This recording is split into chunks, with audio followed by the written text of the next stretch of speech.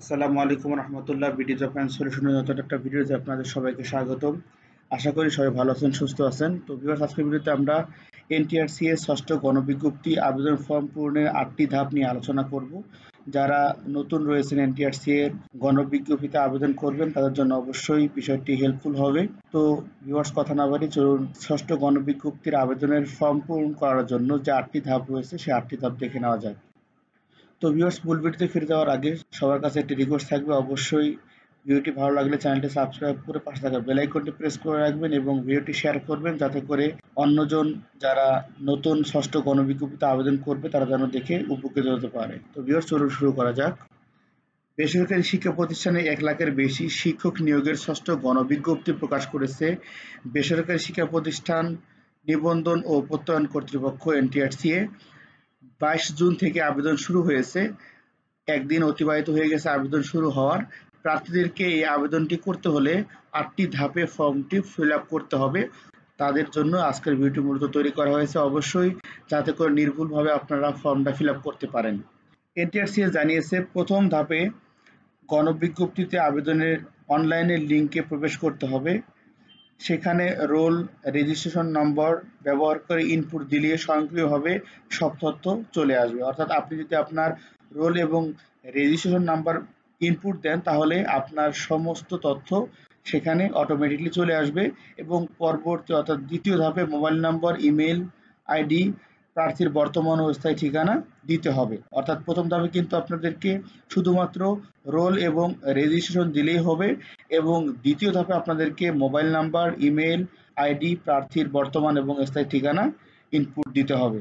তৃতীয় ধাপে প্রার্থীদের পুলিশ ভেরিফিকেশন ফর্ম পূরণ করতে হবে। অর্থাৎ আপনার যে অনলাইন পুলিশ ভেরিফিকেশন হয় সেটি কিন্তু তৃতীয় ধাপে আপনাদেরকে সেই ফর্মটি ফিল আপ করতে হবে। এ ধাপে প্রার্থীদের সতর্কতার সঙ্গে ফর্ম পূরণ করতে হবে। চতুর্থ ধাপে প্রতিষ্ঠানের পছন্দক্রম দিতে হবে। অর্থাৎ তৃতীয় ধাপটি হচ্ছে কিন্তু আপনাদের পুলিশ ভেরিফিকেশনের একটি ফর্ম সে ফিল আপ করতে হবে। এটি অবশ্যই গুরুত্বপূর্ণ। তবে আরেকটি কথা বলে নিচ্ছি, যদি কারো ষষ্ঠ গণবিজ্ঞপ্তির আবেদন ফর্ম ফিল আপ করতে সমস্যা হয় তাহলে আমার সাথে যোগাযোগ করতে পারেন, আমি আপনাদের ফর্মটি ফিল আপ করে দিতে পারবো ইনশাল্লাহ। এবং চতুর্থ ধাপ কিন্তু আপনাদের প্রতিষ্ঠান পছন্দর যে বিষয়টি রয়েছে, আমি আমার গত ভিডিওতে বলে দিয়েছি যে আপনারা কিভাবে প্রতিষ্ঠান পছন্দক্রম ঠিক করবেন, কিভাবে প্রতিষ্ঠানের সকল তথ্য দেখবেন। অবশ্যই যদি না দেখে থাকেন তাহলে ভিডিও ডিসক্রিপশনে লিঙ্ক দেওয়া থাকবে, সেখান থেকে দেখে নেবেন, অথবা আই বাটন থেকেও আপনারা দেখে নিতে পারেন। পঞ্চম ধাপে পছন্দক্রম সিরিয়াল অনুযায়ী সাজাতে হবে। আপনার যে যে প্রতিষ্ঠান পছন্দ সেগুলো কিন্তু আপনি পঞ্চম ধাপে সিরিয়াল ওয়াইজ সাজিয়ে নেবেন। এই সিরিয়াল খুবই গুরুত্বপূর্ণ, কেননা এই সিরিয়াল অনুযায়ী কিন্তু আপনার প্রতিষ্ঠান সুপারিশ করবে। তো অবশ্যই আপনারা এই সিরিয়াল অনুযায়ী দিবেন যে সিরিয়ালে আপনার পছন্দ, কেননা প্রার্থীদের প্রাপ্ত নম্বর মেধাক্রম অনুযায়ী সুপারিশ করা হবে। ফলে নম্বর কম এবং মেধাক্রম বেশি হলে চিন্তা ভাবনা করে পছন্দ দিতে হবে। অবশ্যই যদি আপনার নম্বর কম থাকে, মেধাক্রম যদি বেশি থাকে তাহলে কিন্তু চিন্তা ভাবনা করে এই সিরিয়াল করতে হবে, না হলে কিন্তু ভালো প্রতিষ্ঠান পাওয়ার সম্ভাবনা খুবই কম থাকবে। অবশ্যই খুবই ইম্পর্টেন্ট এই সেক্টরটি। আবেদন ফর্ম পূরণের ষষ্ঠ ধাপে ছবি ও সিগনেচার আপলোড করতে হবে। সেখানে ছবির সাইজ মতো আপনাদের ছবি এবং সিগনেচারের ছবিটা আপলোড করতে হবে। এটি অবশ্যই আবেদন কপি অনুযায়ী হতে হবে। 6টি ধাপ সঠিকভাবে সম্পূর্ণ করলে সপ্তম ধাপে আবেদন সম্পূর্ণ দেখা যাবে।